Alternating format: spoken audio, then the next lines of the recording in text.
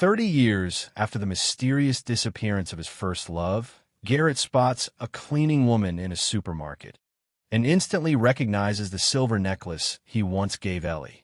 What begins as a flicker of memory spirals into a revelation of buried truths, intercepted letters, and a love that never truly died. Garrett Mason didn't like supermarkets. It was easier for him to pay someone to do his shopping than to wander among the shelves of cheap canned goods and sweaty faces. But this time, he wanted to escape. From the office, from meetings, from another woman who laughed not at his joke, but at his status. His car was parked at the very edge of the parking lot. He walked past the cash register, not expecting anything until he saw her. Not her face. It was her back. Thin, slightly bent, wearing a cheap jacket the color of faded plum. She was rubbing the floor with slow, tired movements, with some incredible silence in her eyes. A cleaning lady. Hundreds of them. Thousands of them. But something in her movements worked like a match. Garrett's heart clenched, and he was about to walk past, to blame it on fatigue, on a strange mood, when she turned, not to him, but to the cart with the bucket. And in that short, random turn, he saw it. The necklace. A silver crescent-shaped pendant that he had been holding in his hand 30 years ago, standing at a bus stop. Back then, a 22-year-old poor student, he had spent his last $40 on it. He gave it to Ella in the rain. She burst into tears. She said she would never take it off, and she never took it off. Even now, Garrett froze. People walked by, trolleys buzzed, someone behind him cursed on the phone, but he was in silence. In the tunnel, time twisted into a loop, and now he was there again on a bench in the old park, with Ellie laughing, hugging him, hiding the pendant behind his shirt. Then there's morning. The empty bed, her things gone. And a short note. I'm sorry. I can't. And that was it. The pain. Emptiness. And a promise to myself not to look for it. Not to remember.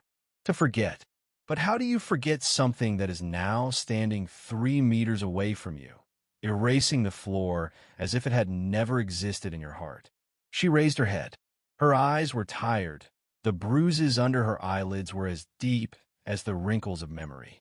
She did not recognize him. She just glanced at him as if he were a stranger, and went on walking. And he stood there, not breathing, not thinking. The only thing that remained was his pulse, pounding in his ears like a drum from childhood, and a whisper in his chest. It's her. She's alive. She still wears it. Garrett didn't leave the store. Not right away. He watched her disappear down aisle 5, pushing the mop slowly like it weighed more than it should. His legs were trembling, but his mind was already sprinting backward 30 years ago to the last time he saw her. Ellie Grace. They called her Ellie. She was wild, but only with him. The kind of girl who read poems under bridges and danced barefoot in the rain. She wore old sweaters and laughed too loud. Garrett had never felt more alive than when she was near, and when she left, he'd never felt more dead. He remembered the morning she vanished. He had just gotten a job interview. They were supposed to leave town together, start fresh, leave behind all the debt and dysfunction. But she was gone. No argument, no warning, just a folded note on his pillow and the necklace he'd given her, also gone. And now, 3 decades later, that same necklace was wrapped around the neck of a woman who looked exactly like her, only older, tired, quieter. But it was her. He knew. No one else had that necklace. No one else could have. Garrett walked outside, sat in his car, and stared at the dashboard like it held answers. The silence inside him was deafening. He'd built empires since Ellie. His net worth had more zeros than he ever thought possible. He had houses, assistants, a personal chef, even a yacht he hadn't named. He had lovers, but no love. And now, a woman mopping a grocery floor had cracked through 3 decades of silence with a single glimpse of silver on her chest. He wasn't angry. He was confused. Why didn't she recognize him? Did she choose not to? Was it shame, fear, or something far worse? He could have driven away, let the past rot where it had fallen. But there was one truth that Garrett Mason had never been able to outrun. He never stopped loving her. And now, against all logic and pride, he needed to know. Why did she leave? Where had she gone? Why here? Why now? He waited until the store closed, parked at a distance, watched the back exit. She came out just past 10, carrying a worn tote bag, keys dangling from tired fingers. She looked thinner, smaller. Life had pressed down on her, but she still walked like Ellie, a slight sway, head down, eyes lost in thought. Garrett didn't call out, didn't follow, just watched as she climbed into a rusted sedan and drove off into the night. And in that moment, a seed was planted inside him. It was aching, raw, and burning. He would find out everything, even if it destroyed him. Garrett Mason had made a career out of uncovering hidden truths in markets, in people, in sealed vaults and corporate walls. He didn't like loose ends, and Ellie was the biggest one in his life. So he started digging. He hired a private investigator. Within hours, he had a report thick with cold, brutal facts. Ellie Grace, now listed as LNG. Hartwell lived alone in a low-income neighborhood where broken windows stayed broken and rent was paid in worry and overdue notices. 3 jobs: janitorial shifts at the grocery store, evenings as a waitress at a rundown diner, weekends spent cleaning houses for cash. No vacations, no safety net, no family, no husband, no kids, nothing but work, bills, and silence. Garrett read the file again and again, every sentence making his jaw clench harder. She wasn't just scraping by. She was drowning. There were eviction warnings, shut-off notices for water and electricity, a pile of debts that would have taken her lifetimes to clear. She'd once dreamed of New York, Paris, a bookstore by the sea, a house with big windows and space to breathe. They'd planned it all together, late nights wrapped in each other's arms, whispering dreams like promises. And now she lived like this? He slammed the report onto his desk. Fury flooded his chest. Not just heartbreak, betrayal. She could have called. She could have come back. He had searched for her. For years. But she'd vanished like smoke. And now she was barely surviving, like none of it had ever happened. Why? Why had she chosen this? Why disappear from someone who would have given her the world? Unless she never wanted the world he built. Unless she walked away by choice. The thought sliced deep, but still, something didn't add up. Ellie wasn't weak. She wasn't a coward. She wasn't the kind of woman who vanished into poverty without a fight. No, something was wrong here. Something more than abandonment. Something that smelled like manipulation. Then Garrett noticed something odd in the report. A line buried under notes from the past. No digital footprint before 1995. No employment records. No tax filings. Gap of 5 years. 5 years gone. Erased. He felt cold wash over him. What could erase someone like that? Not a breakup. Not a bad decision. Only fear. Or control. Garrett leaned back, his heart beating like it did the night she left. Hard and panicked and loud. He hadn't been just abandoned. He'd been cut off. From her. From a truth. The truth didn't arrive with a bang. It crept in through a crack in a conversation, like poison slipping into a glass of wine. It was a quiet evening, rain tapping against the tall windows of Garrett's penthouse.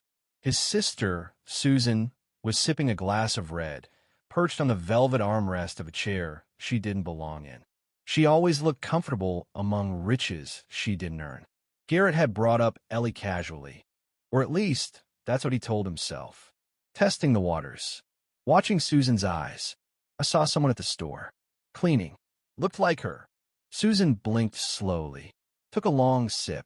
That girl? From back then. He nodded. A beat passed. Then another. And that's when she said it. Quiet. Offhand. Like it meant nothing. Well, you wouldn't have known anyway.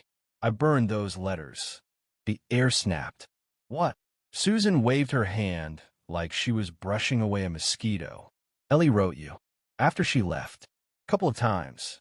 I read the first one and knew exactly where that was going. She was desperate, Garrett. broke, scared, clinging to some fairy tale. I saved you from a mess. Trust me. He stood up so fast his chair tipped back. You what? I told you she got married, Susan continued, now annoyed that he didn't appreciate her twisted heroism.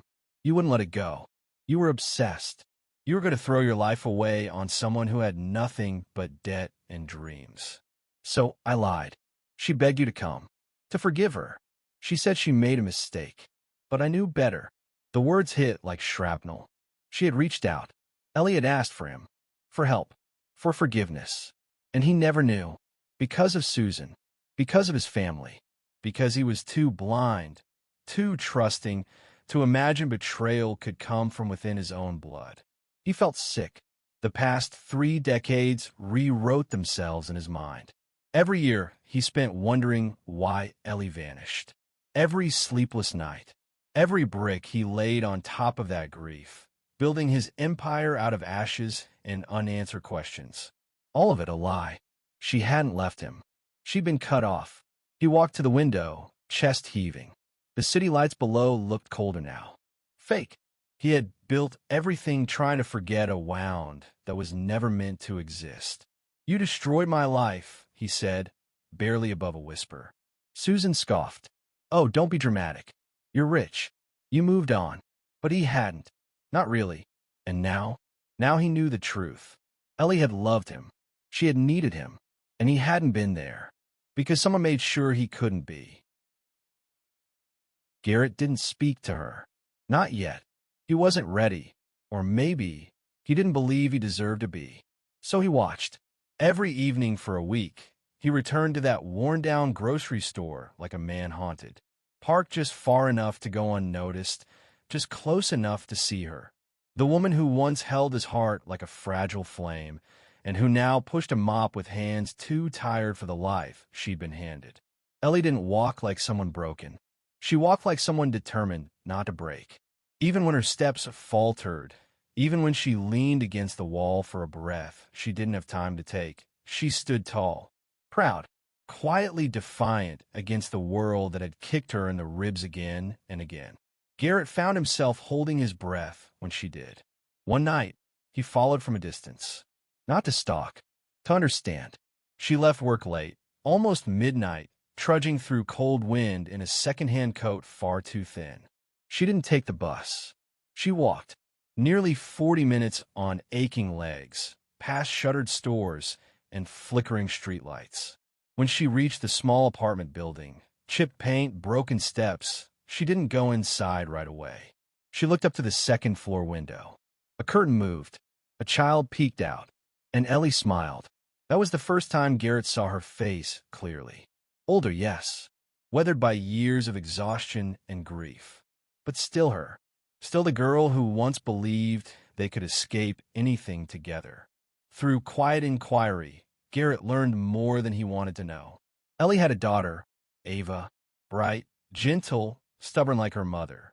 Killed by a drunk driver 5 years ago. Ellie's ex-husband had walked out soon after. Couldn't handle the grief. Left her alone to raise their granddaughter, Lila, who now called Ellie both grandma and everything else. No child support. No family. No second chances. Only pain. And still, she woke up every day to fight. It happened on a Thursday. Cold, gray sky, wind clawing at the city like it was trying to peel the paint off everything soft. Garrett had rehearsed it 100 times in his head. The words, the approach, the look in his eyes, calm, not accusatory. But none of that mattered when the automatic doors opened and she stepped out into the twilight, pushing a cart filled with discounted bread and diapers. Ellie. Her name hit the air like a dropped glass. She froze. Then, slowly she turned. Her face went pale. Her knees buckled slightly, and for a second, he thought she might collapse. But she didn't. She stared at him as if she were staring at a ghost. "Garrett," she whispered. And then, just like that, her composure shattered. Her hands trembled. Her lips quivered. And the tears came. Not dramatic, movie scene sobs. No, this was Messier Reeler. Years of grief, shame, and heartbreak pouring out all at once. "I'm sorry," she said. "God, I'm so sorry. I didn't want to leave you. I tried to explain. I wrote." He didn't speak. Not yet. He let her fall apart. Not to punish her, but because she never had the space to. And then, when her shoulders stopped shaking, he did what no one had done for her in years. He listened. She opened her bag with shaky fingers and pulled out a battered envelope, held shut with a ribbon that looked older than her granddaughter. Inside were photocopies, pages upon pages. Letters, dozens of them, dated, stained, some smudged with what he knew now had been tears. "I wrote every week for almost a year," she said. "Begged your parents to give them to you. To just let me explain. I thought maybe you hated me. Or moved on. I didn't know they lied to both of us. I didn't know you never read them." Garrett took the pages, held them like glass. Each one was a piece of her heartbreak, her hope, her fight. "You survived all of it," he said, voice low. "And still, you kept that necklace." Ellie nodded, barely able to hold his gaze. "It was the only thing I had left that reminded me of who I used to be, of who we were. I couldn't let it go, not when everything else was gone." She looked at him then, raw and open. "I still love you, Garrett. I never stopped." He could have said 100 things, but he didn't need to, because the way he looked at her, eyes full of fury that had melted into sorrow, and sorrow that was finally making room for love, said everything. She had been broken, but not defeated, and he was done running from the past. Garrett didn't scream, didn't throw anything, didn't demand an explanation from Susan, his sister. He just stood in the doorway of her penthouse apartment, staring at the woman who had shaped his past with a lie. She tried to speak, of course. Crocodile tears, half excuses. "We were trying to protect you. She wasn't right for you. You were supposed to build a future. But the future had been built on a grave. I know what you did," he said. "And now, so do you." And then he turned around and left. He never spoke to her again. No letters. No calls. No dramatic showdown. Just silence. The kind that screams louder than any words. That night, he wrote a check so large it looked absurd even to him. Enough to change Ellie's life. To erase years of poverty, of exhaustion, of being stuck in a loop with no exit. He met her in the same parking lot where they'd reunited. Handed her the envelope. She opened it. Eyes widened. Then she looked up at him and tore the check clean in half. "I don't sell my past," she said, voice calm. "Steady." "I know," he replied. So, he did something different. Quietly, without asking permission, he bought a house. A real home. Paid off in full, deed in her name. It was small, modest, sunlit. The kind of place where mornings could start with coffee and a backyard swing, not dread and unpaid bills. He enrolled her granddaughter in a school across town. The one Ellie had once passed by on the bus, whispering maybe one day. One day had come. No cameras. No announcement. No "look at what I did." Just quiet restitution. Silent justice. He didn't try to move in. Didn't push her into anything. He simply gave her back the freedom that had been stolen. Then he left. Back to his world of marble floors and glass towers. But felt different now. Less like a fortress. More like a choice. In the quiet of his apartment, he sat down, poured a glass of whiskey, and for the first time in 30 years, didn't feel hollow. He looked at an old photo on his desk, one of him and Ellie, back when the world felt brand new. She had daisies in her hair. He had hope in his eyes. He smiled, because somewhere across the city, a woman stood in a kitchen she owned, making pancakes with a laughing little girl.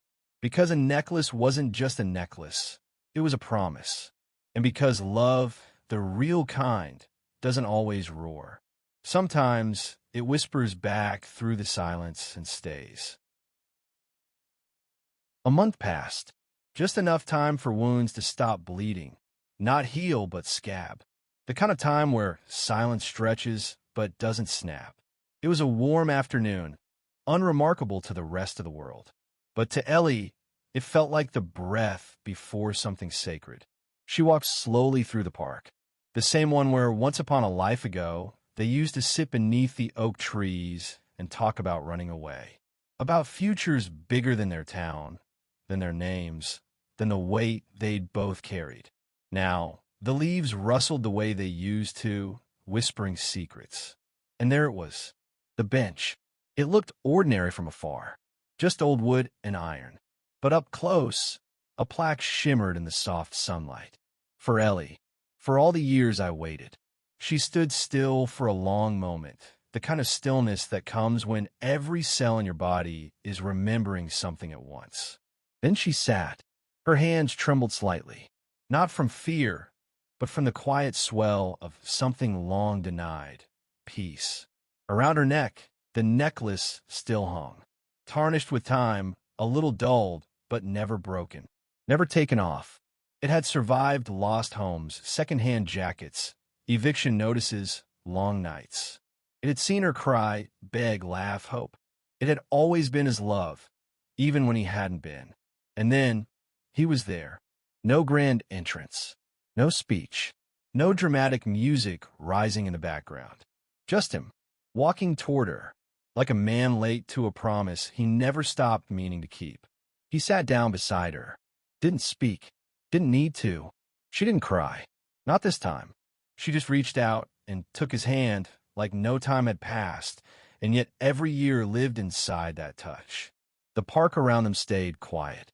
The world kept spinning. But in that tiny moment, something shifted. He wasn't the millionaire anymore. She wasn't the cleaning lady. He was the boy who'd once promised her forever. And she was the girl who never stopped wearing the proof. They sat like that for a long time. No need to unpack the years. They had the rest of life for that. Sometimes the most powerful ending is the one without fireworks, without explanations. Just two people, a bench, a necklace that stayed.